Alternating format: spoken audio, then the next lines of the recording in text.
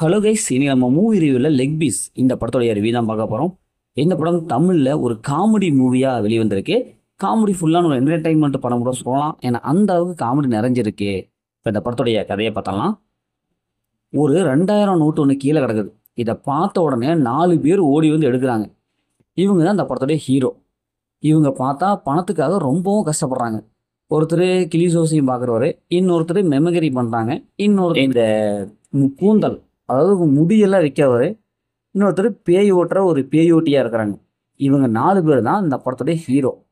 உடனே காசு எடுத்துக்கிட்டு ஒயின் ஷாப் போகிறாங்க. ஒயின் ஷாப் போய் சரக்கு அடிச்சுக்கிட்டு அவங்களுக்குள்ள சொந்த கதை கதை எல்லாமே ஷேர் பண்ணிக்கிறாங்க. அதுக்கப்புறம் இவங்க 4 பேர் சேர்ந்து ஒரு பிளான் பண்ணுறாங்க. அந்த பிளான் என்ன, இறுதியில் இவங்க 4 பேர் என்ன ஆனாங்க, இறுதியில் என்ன ஆச்சு அப்படிங்கிறதா இந்த படத்துடைய ஒன்லை.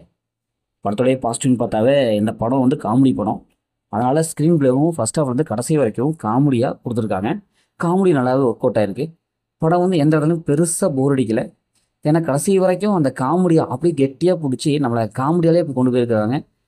படத்தில் யோகி பாபு அண்டு மற்ற கேரக்டர் எல்லா கேரக்டரும் நல்லாவே திறம்பட கொண்டு வந்திருக்காங்க. 4 பேர்த்துக்கு ஈக்குவல் கரண்ட்ஸ் கொடுத்துருக்காங்க. படத்தோடைய பிஜிஎம் மியூசிக் நல்லாவே இருக்குது. சினிமோகிராஃபிக் படத்துக்கு என்ன தேவையோ அதை கொடுத்துருக்காங்க. படத்தோடைய மைனஸ்ன்னு பார்த்தாவே ஒரு சில காமெடியெல்லாம் கிரஞ்சாக்கிற மாதிரி இருக்குது.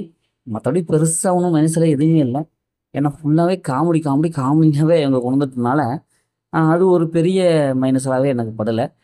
அதே மாதிரி இன்னொரு இடத்த அந்த கிளைமேக்ஸு இன்னும் கொஞ்சம் நீட்டாக கொடுத்துக்கலாமோ அப்படின்னு தான் வருது.